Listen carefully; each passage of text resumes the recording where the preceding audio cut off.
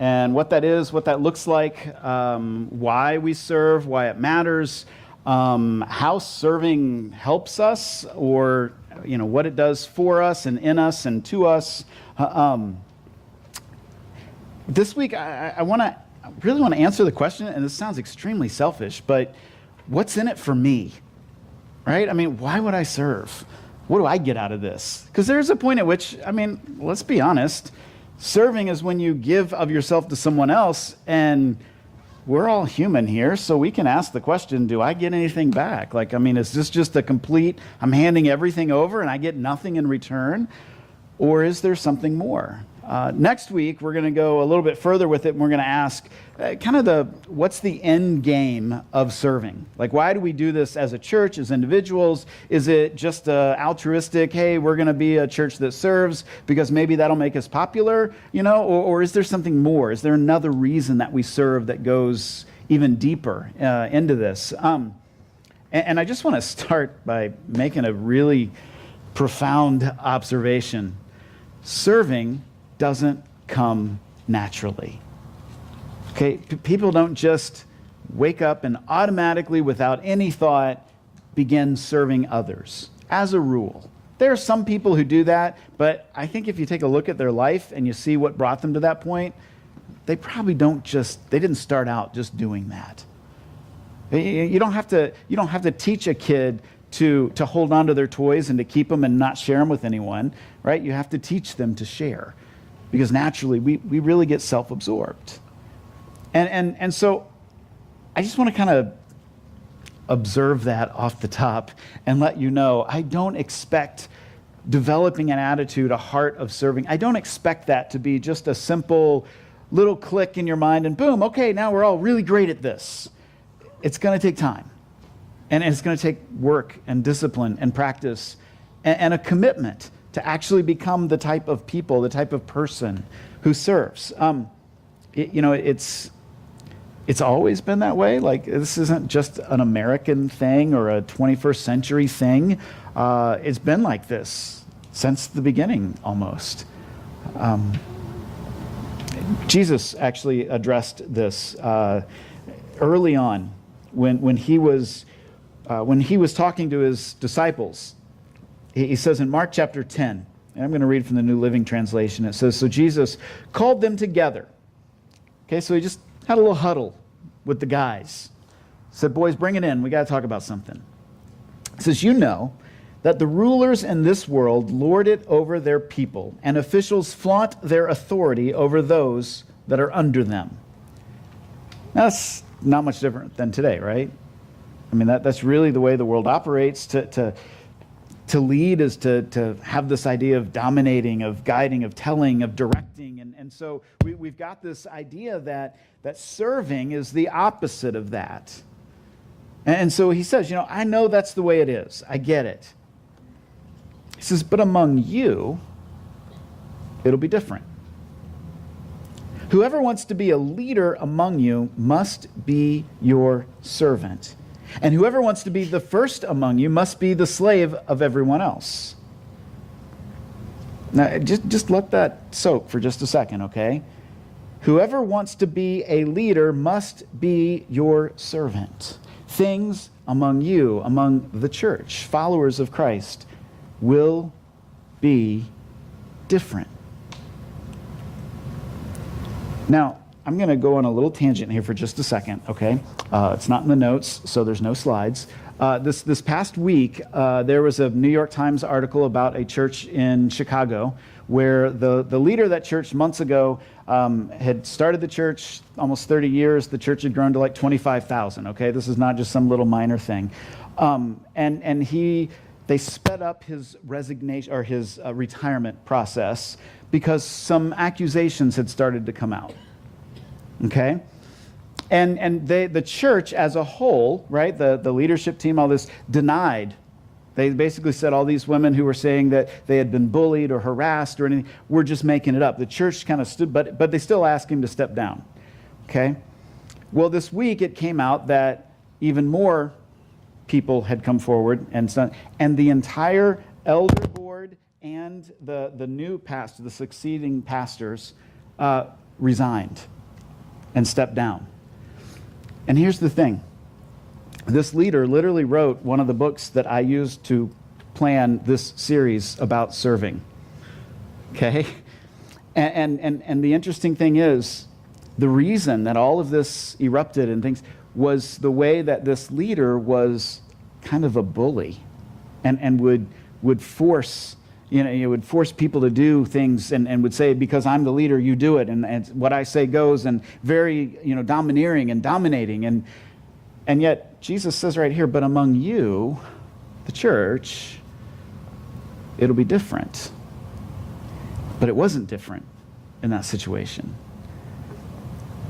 And there's always tons of layers and complexities to this, and I'm not going to pretend to understand everything about the situation there, and I don't want to offer too much commentary because I just don't know all the details. But all I know is anytime a leader, whether it's in the city, in a state, in a nation, in a church, anytime the leader becomes this domineering leader who is only directing and is not at all, doesn't at all have any type of servant heart, it ends up bad.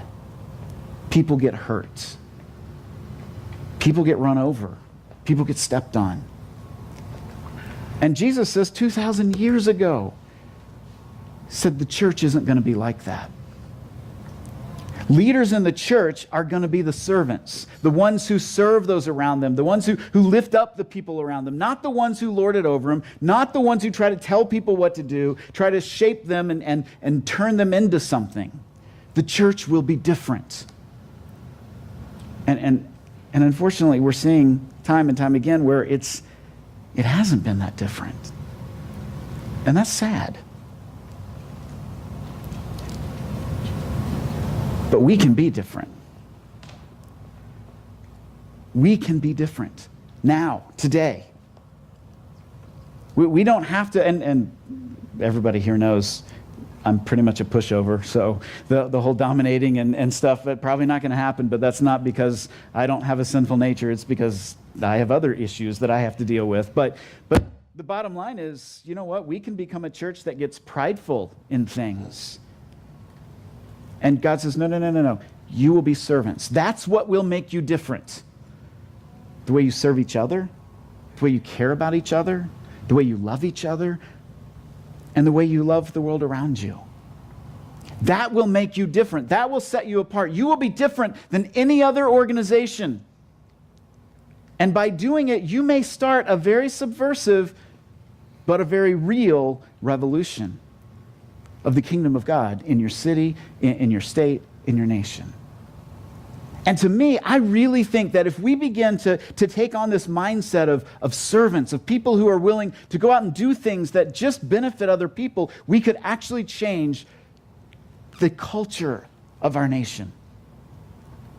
And that's a big goal, okay? Because it's a big nation and we're not a big church, okay? It's not like we can make a phone call and have something on TV.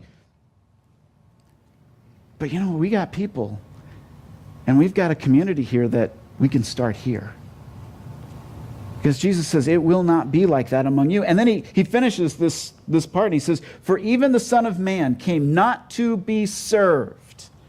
God came to be among us, not to be served.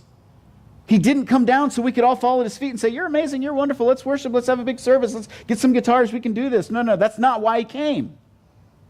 He came so that he could serve others and to give his life as a ransom for many.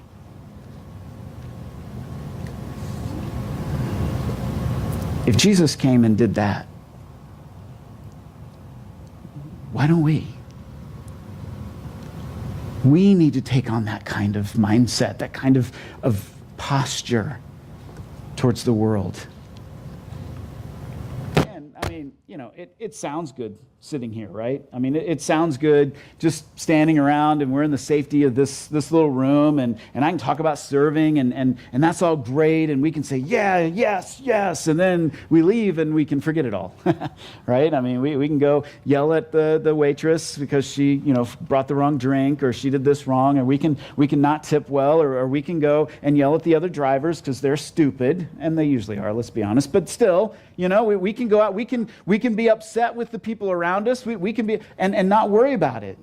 We can try to dominate conversations. We can try to run everything and to be in charge and then come back next week and talk about serving again and say, yes, this is great. We are servants. We love it. It's easy to do that. But I want to show you how serving actually helps you. How developing a mindset of servanthood actually makes you a better person, actually develops you into the person God has called you to be. And this isn't a, self-help, this way you'll win in every argument type thing. This is just simply God wants to shape you into something that is way better than you are now. And the primary way to do that is to look around and to serve the people around you and then outside of these walls as well. First thing that I think serving does to help you, and this is very simple, but it helps you discover your gifts.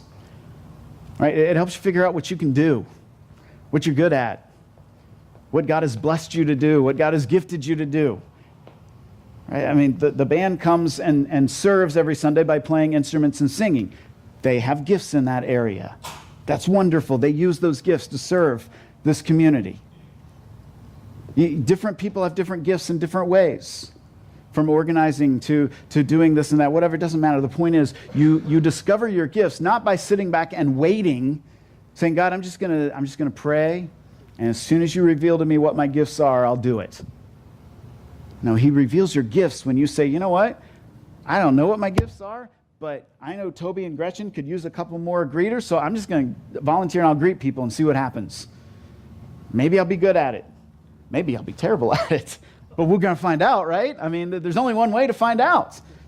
You know what? I know that Kendra is in desperate need of some more people in the back helping with the kids. I don't know if I'm any good at working with kids. But I know I can try. And I can at least go and serve, even if it's just serving Kendra by helping out for a little bit. I can do that.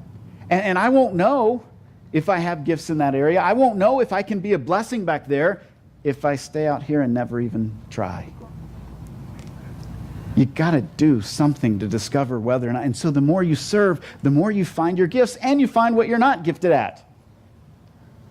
If I tried to serve by leading singing, you would know very quickly that is not my gift. And that's okay. We discover that. We keep rolling with it.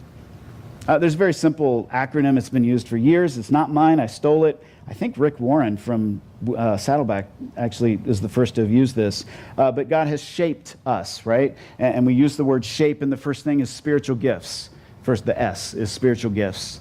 And there's a lot of in Romans 12, 1 Corinthians 12, both talk about all the different gifts, and there's a variety of them. There's a website, I think if you click one more time, on that website, you can go and actually take a nice little test or inventory or whatever you want to call it. It's online, it's free, and it will tell you, it'll identify your top 3 spiritual gifts. It'll give you some explanations about it. I did it this week because I thought I'm going to test it before I recommend it. I did a couple, actually, and this seemed to be one of the better ones, and so it's free. I would recommend that you do that. Just see, it takes about, 10 minutes. You go through and just click, do I like to do this? Do I like to do this? What do I feel about this? And all of a sudden it'll identify. And I took 2 different versions, and they came out pretty close as to which, it was my gifts. The top 3 were the same, just might be in slightly different order. Take that and just see. What is it that God has gifted you to do? H, second one is heart. This is your passion. Now, a lot of times, our passion will lead us into discovering our gifts, because I know, I enjoy being around the kids, and so I started my ministry 25 years ago, serving in children's ministry, because I enjoyed it. My heart drew me to that. And then as I grew and evolved and changed and developed and found other gifts and other things, then I evolved. Some might say I devolved, I don't know. But, we changed. But your heart will guide you a bit. What is it that you're passionate about? Start there, at least. And discover, what is it that God you're just passionate about? He just puts it on your heart, and you just love to do it. And then do it. Try it. A is abilities. And this is different than spiritual gifts. Spiritual gifts are gifts that are given to you by the Spirit that are things like leadership, administration, teaching. These are things that God uses in you to bless the community of faith, right? The people. Abilities are things like, just the ability to do, whether it's, some people are just really good with their hands, can build things, can do things. I'm not one of those people, but there are people like that. Some people are just, they have abilities in sales and marketing, or maybe, it's in finances or stuff like that. And those are just natural abilities that you have. What are those? Are you willing to use those? Because they shape you into who you are. P is personality. Introvert, extrovert.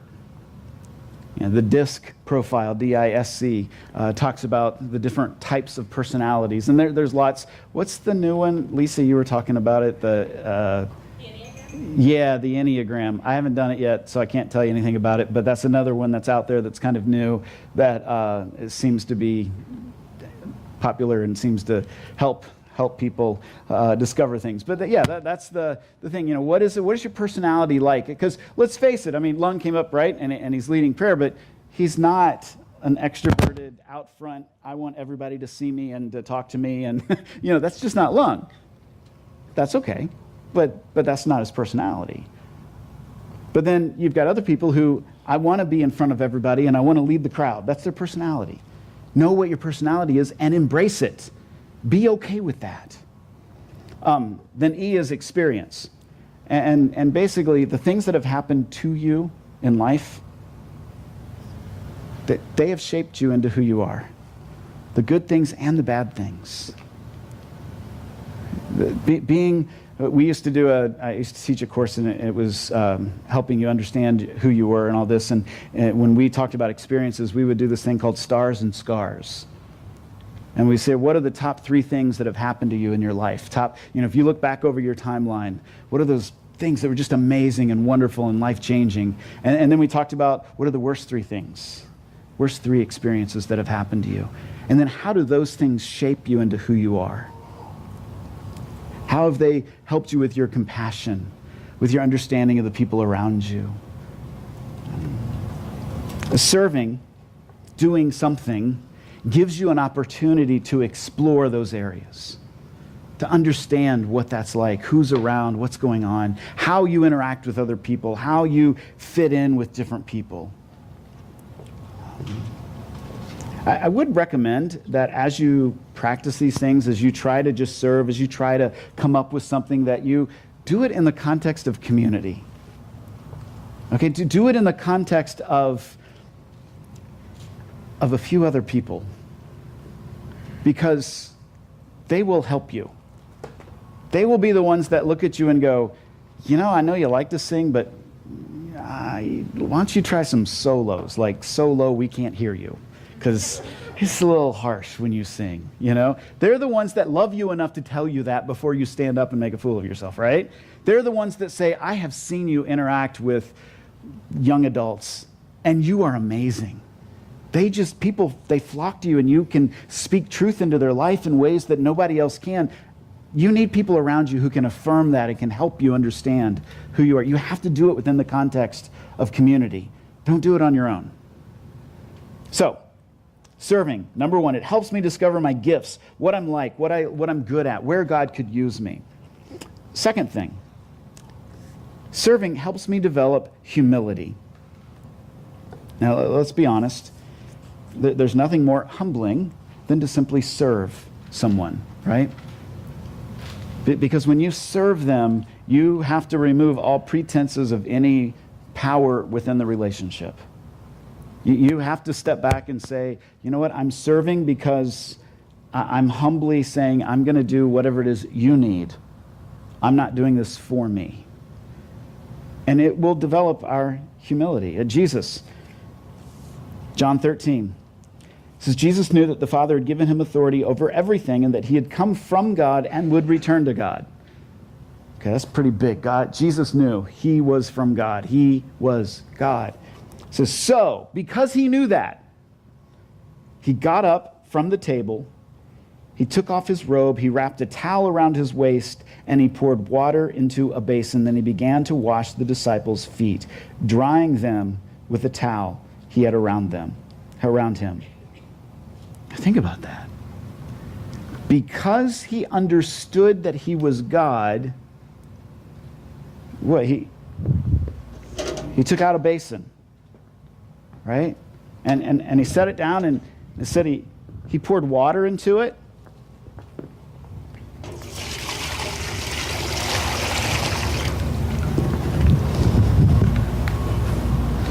I don't have a towel, but I've got an apron. And he put it on. And he walked around to his disciples. And all of you are so worried that I'm going to come wash your feet right now. I won't do that to all of you. That didn't help, did it? But I mean, here's the thing. He put this on and he said, because I know I'm God, I am going to wash your feet. And he did. He took the towel and he washed his disciples' feet. And let that soak for a minute. He didn't do it because he saw they needed it. He did it because he understood that he was God, and therefore he needed to show them what service was. And so he served them. He could have imparted onto them some amazing fact. He could have explained to them the origin of the universe. But instead he took a towel and a basin and he washed their feet. That was the thing he wanted them to know before he left.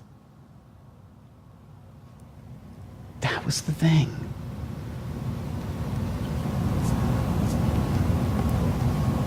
In Philippians 2, Paul writes really of that same event where he said that Christ, he took on, the form of man. He says he emptied himself. He took off his outer robe of glory. He says he put on the nature of man, of a servant, as Jesus put on a towel. And he was obedient. He served, even to death on a cross. Jesus then goes on in John 13, finishes that and says, and since I, your Lord and teacher, have washed your feet, you ought to wash each other's feet. So I've provided basin. No, I'm kidding. Wouldn't do that to you today without warning. But what did he say? You ought to go serve each other. I've given you an example to follow. Do as I have done to you. Side note, notice that Jesus is serving his friends, his community of faith. He didn't go out on the street and find a beggar and wash his feet. He was in a room with his friends, his community of faith. And his attitude, and the attitude he wanted us to have, was to be willing to serve each other.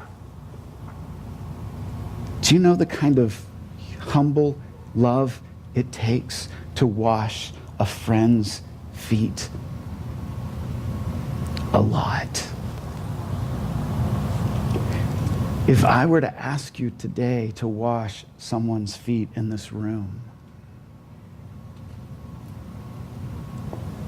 how many people would you first say, oh, I don't want to do theirs? How many people would you say, I don't want to start there? I don't want to have to deal with them. I'll do this person because they're safe and we can laugh about it. Or can you develop that attitude of, you know what? I'm going to wash someone's feet simply because they are part of my community and I am going to love them. Even if we don't get along necessarily, even if we don't see eye to eye on everything, even if they're a little different than me or they don't understand things the way I do, or I'm going to put all of that aside and humbly take up a towel and say, I will serve them because they are a child of God and in my community of faith, and so I will serve and humbly wash their feet. But that leads to the third thing that serving does. It helps me take on the mind of Christ. It helps me take on the mind of Christ. The more I imitate Christ, the more I become like Christ. I was looking at a sermon I did several years ago, and I found this quote, and I can't remember who I was quoting, so we'll just say it was me. I'm kidding. I don't remember who it was, though. Being involved in a bunch of religious activity doesn't automatically connect us with God's agenda. But when we serve others, we're in cahoots with God. Just showing up at church, singing, playing the part, that doesn't automatically connect you with God's agenda. But anytime you serve, you are in cahoots with God. Because that is the mind of Christ, to come and to serve. The more we do what Christ did, the more we become like Christ.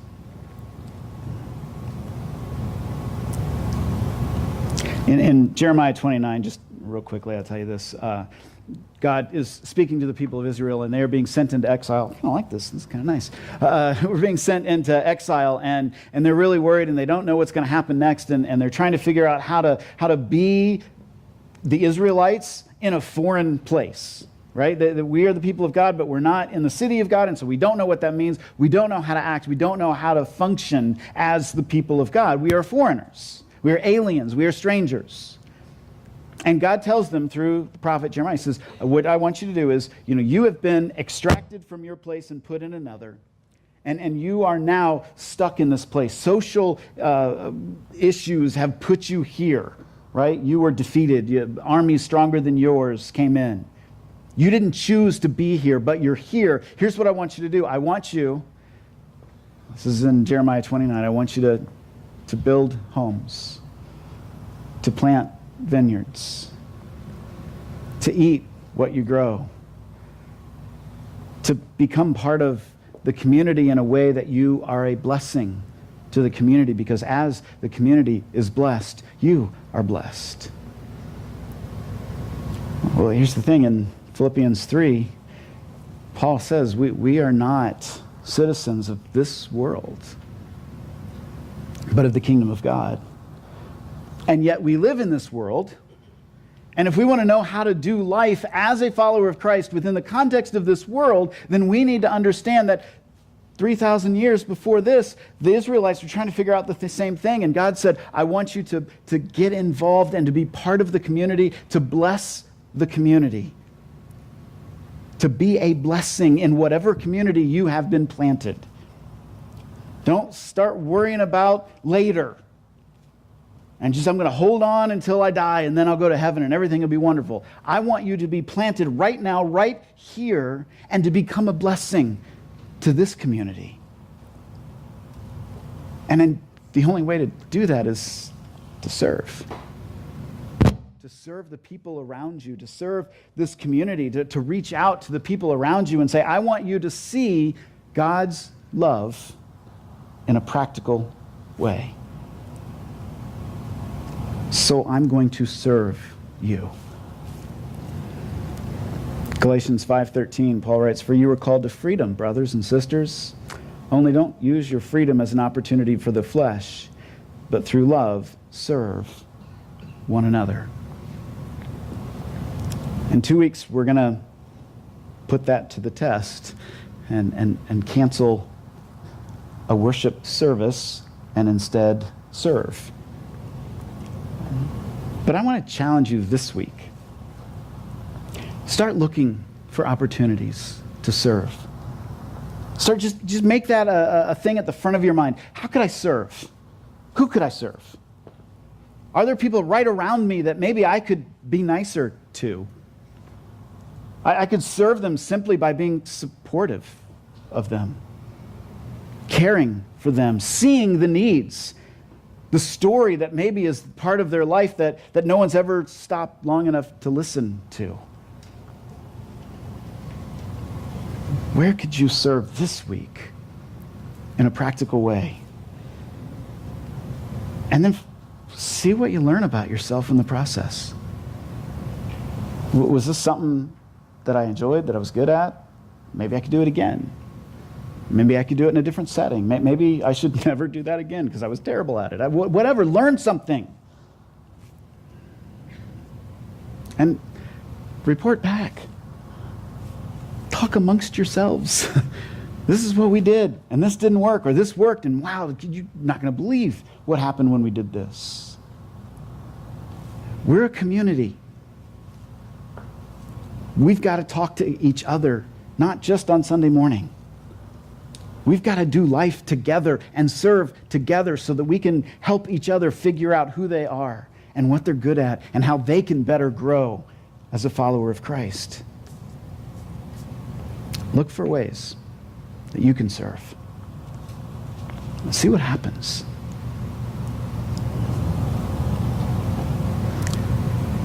Would you stand and let's pray?